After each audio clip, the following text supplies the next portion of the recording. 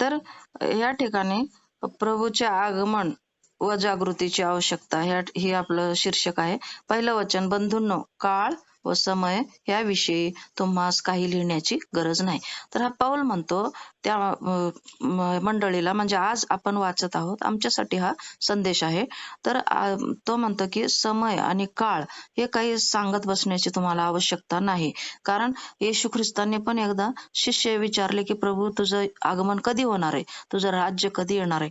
तर येशू ख्रिस्तांनी पण असं उत्तर दिलं की हे जाणून घेण्याचं काम तुमचं नाही, कारण ते त्याच्याविषयी मी दुसऱ्यांदा कधी येणार आहे, त्याचा समय, त्याचा काळ, तर हे फक्त पित्याशिवाय कोणालाही माहित नाही, असं सांगितलेलं आहे. मत्तयाच्या 24वा अध्याय आणि 30वं वचन हे सांगतं की 36 आहे बहुतेक वचन ते. तर पित्याशिवाय येशू ख्रिस्ताचं जे आगमन आहे त्याचा काळ आणि समय हे कोणीही जाणत नाही किंवा त्याच्याविषयी कोणालाही माहिती नाही, असं येशू ख्रिस्तांनी उत्तर दिलेलं आहे एकदा. तर त्या काळाविषयी आणि समयाविषयी आपण जाणून घेण्याची आवश्यकता नाही, कारण येशू ख्रिस्तानेच प्रत्यक्ष सांगितलेलं आहे की ते कोणाच्याही हातात नाही. पिताच जेव्हा त्या येशू ख्रिस्ताला पाठवल तेव्हाच येशू ख्रिस्ताचं दुसरं आगमन होईल. तर ह्या ठिकाणी पुढं वचन काय सांगतं, कारण तुम्हाला स्वतःला पक्के माहित आहे की जसा रात्री चोर येतो तसाच प्रभूचा दिवस येतो. तर आपल्या सर्वांना माहित आहे, एखाद्याच्या घरी कधी कधी चोरी होते. तर अकस्मात चोर कसा येतो, अकस्मात येतो.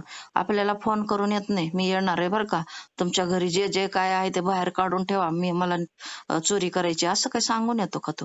तर ह्या ठिकाणी जसा चोर अकस्मात येतो, अचानक आपल्या मनी ध्यानी नसतं, तेव्हा काय करतो, तर चोर येतो, त्याप्रमाणे अकस्मात प्रभू येशू ख्रिस्ताचा काय येईल, येशू ख्रिस्ताचा दिवस येईल किंवा त्याचं आगमन होईल, असं सांगण्यात आलेलं आहे. रात्री चोर येतो, ह्याला अंडरलाईन करा, आणि तसाच प्रभूचा दिवस येतो. येशू ख्रिस्ताच्या आगमनाचा दिवस कसा येणार आहे, अकस्मात, अगदी अचानक. आपण बेसावध पण राहू त्यावेळेस कदाचित.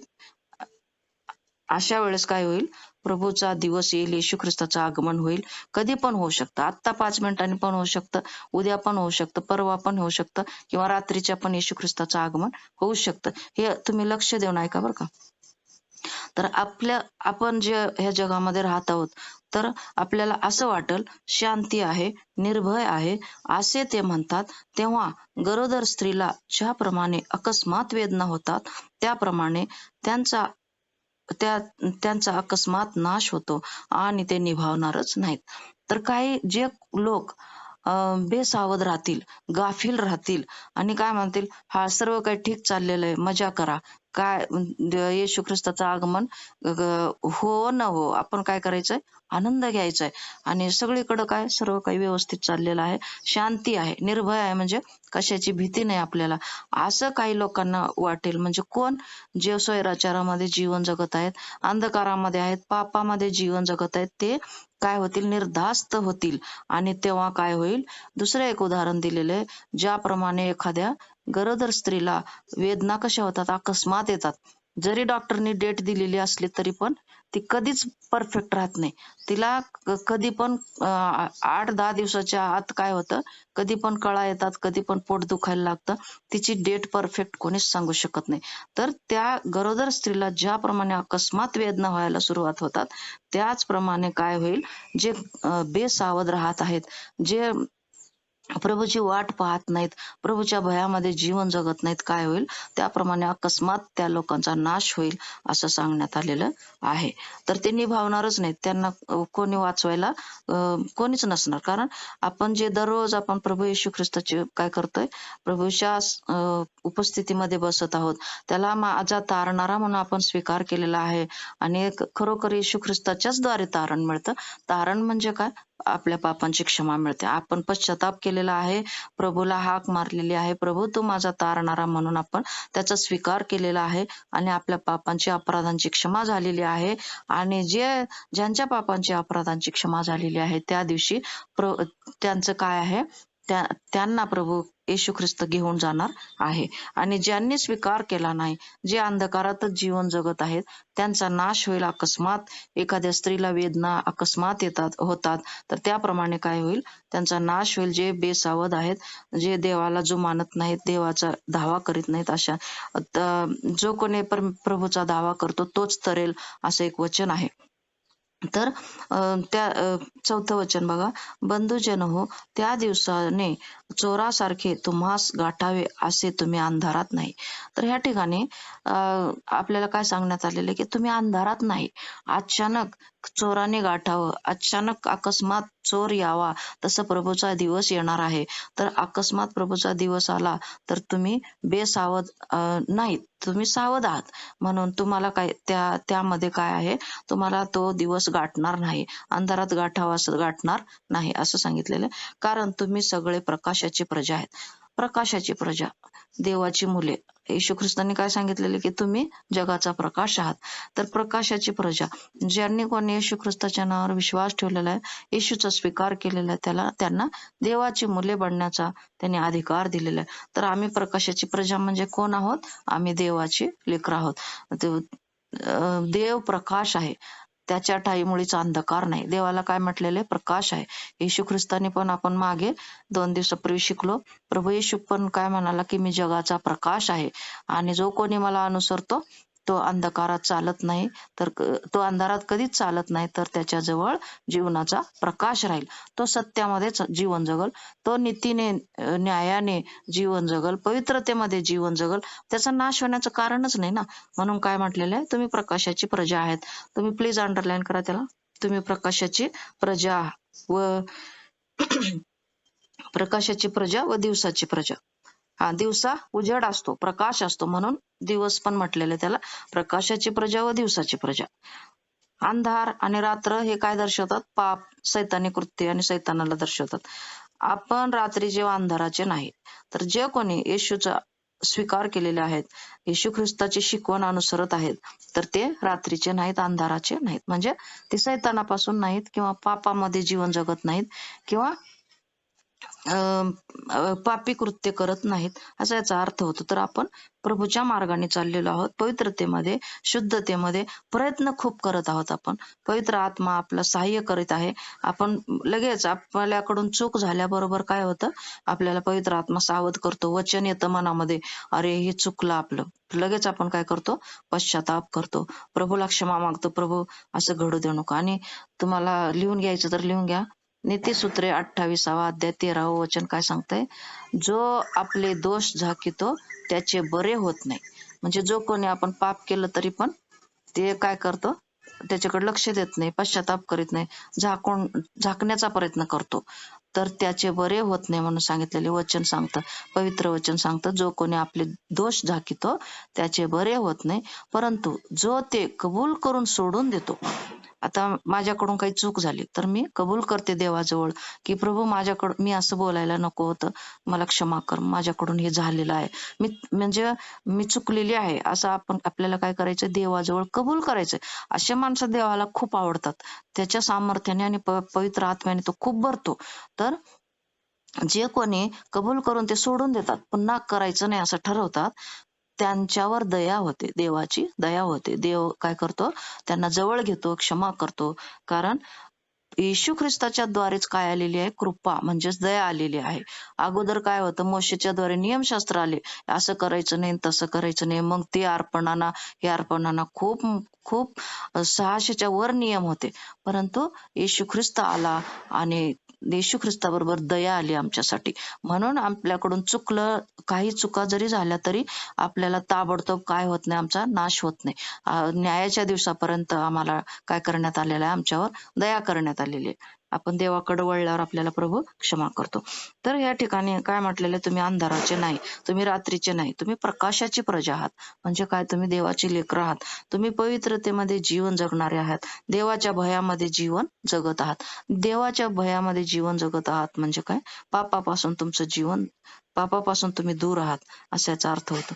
6वं वचन, ह्यावरून आपण इतरांसारखी झोप घेऊ नये, तर जागे व सावध राहावे. तर या ठिकाणी आपल्याला काय सांगण्यात आलेलं आहे, इतर लोक जे बेसावध आहेत, गाफील आहेत, तर तसं आपण बेसावध राहायचं नाही. आपण जागे राहायचंय. वर हेडिंगच आहे जागृतीची आवश्यकता म्हणून. आपल्याला काय कशाची आवश्यकता आहे? जागृत राहण्याची, सावध राहण्याची आवश्यकता आहे.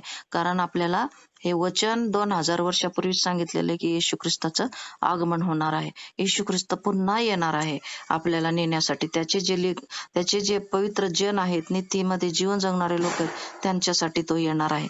तर ह्या ठिकाणी जागे राहा, सावध राहा. आपल्याला माहित झालेलं आहे म्हणून आपण काय करायचं नाही, झोपा काढायच्या नाही किंवा बेसावध राहायचं नाही.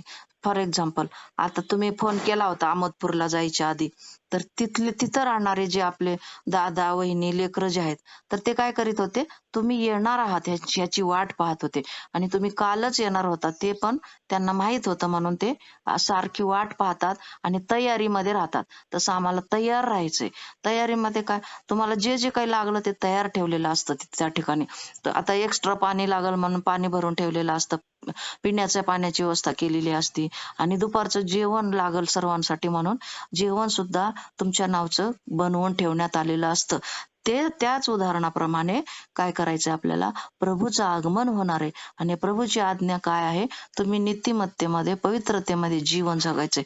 येशू ख्रिस्तांनी ज्या काही आज्ञा सांगितलेल्या आहेत आम्हाला, त्यांनी जी काही शिकवण दिलेली आहे, तुम्ही एकमेकांना क्षमा करा आणि काय करा, मी जशी तुम्हावर प्रीती केली तशी तुम्ही देखील एकमेकांवर प्रीती करा. सहनशीलतेने वागा, नम्रतेने वागा, एकमेकांना प्रीतीने वागवून घ्या. असं जे काही प्रभू येशूने शिकवलेल्या खूप गोष्टी आहेत, तर त्या प्रार्थनेत राहायचं आपल्याला, वचन वाचायचंय, तर देवाच्या सानिध्यामध्ये राहायचंय. तर ह्या ज्या गोष्टी आहेत आपल्याला त्या करत राहायच्यात. प्रभूची वाट बघायची आपल्याला, सावध राहून ती तयारी पण करायची आपल्याला. जागृत राहायचंय आणि त्या तयारीमध्ये राहायचं. प्रभूची आगमनाची आपल्याला वाट पाहायची आहे. झोप घेणारे रात्री, मी वचन वाचते 7. झोप घेणारे रात्री झोप घेतात आणि जिंकणारे रात्री जिंकतात. तर हे जे व्यसनाधीन असलेले लोक आहेत, वाईट मार्गाने चालणारे लोक आहेत, तर ते काय करतात, रात्री म्हणजे अंधकारामध्ये जीवन जगणारे, पाप करणारे पापच करीत राहतात, आणि रात्री जिंकणारे म्हणजे अंधकाराची जी कृत्य आहेत, तर ते ते करीतच राहतील.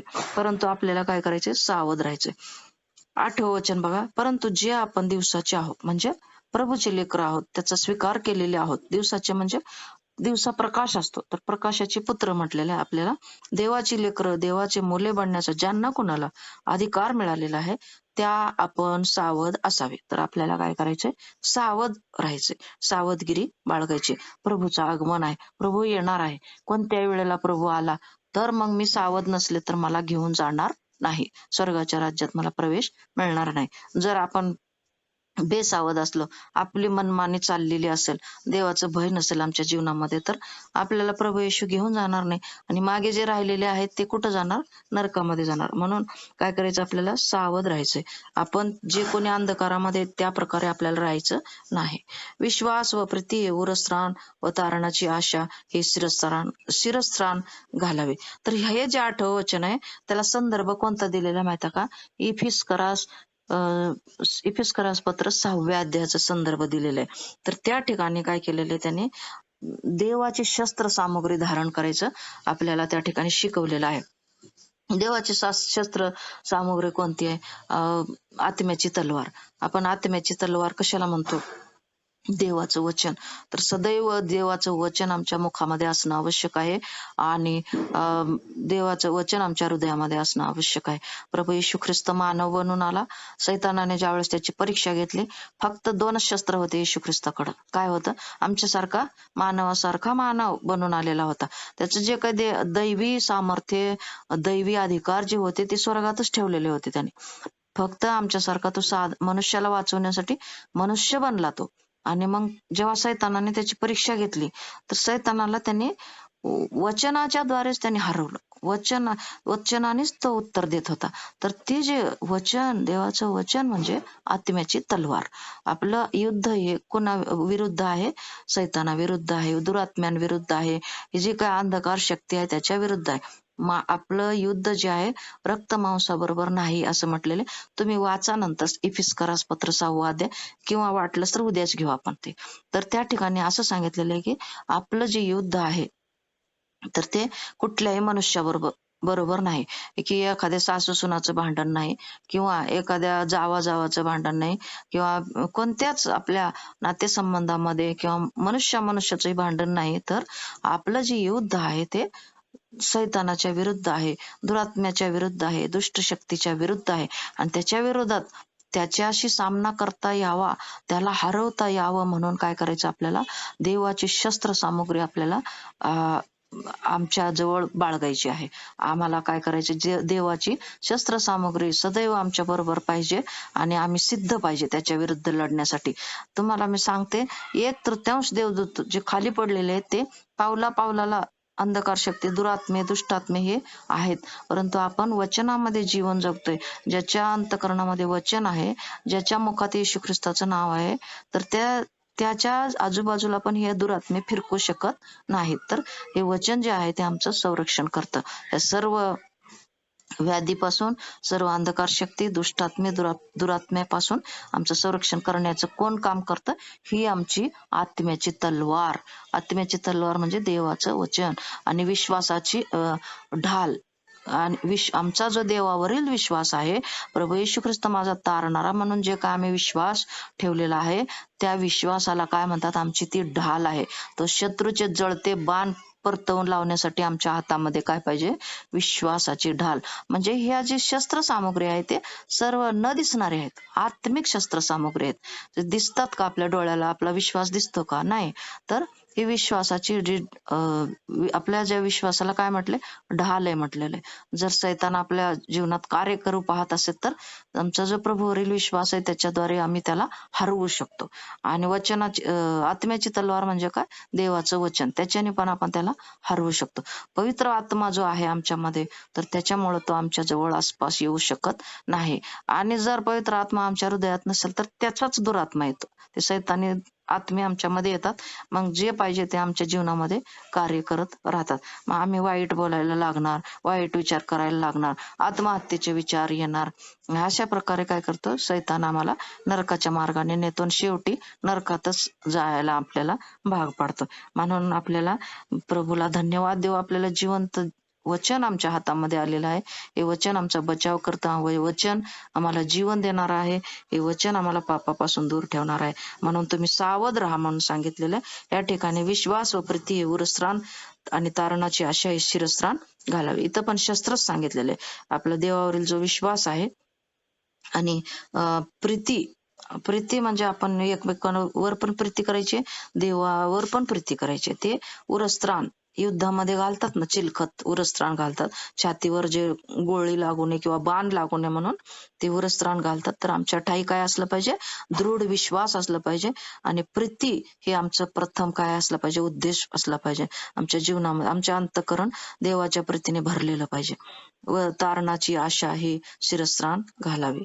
तर तारणाची आशा आमच्या डोक्यावर असलं पाहिजे. आमचं तारण झालेलं असेल तरच या युद्धामध्ये आपण टिकून राहू असं सांगितलेलं आहे. आणि हे शस्त्रसामुग्री घेऊन काय करायचं? आम्हाला सिद्ध राहायचंय. म्हणजे येशू ख्रिस्ताच्या आगमनासाठी आम्हाला वाट पाहायची.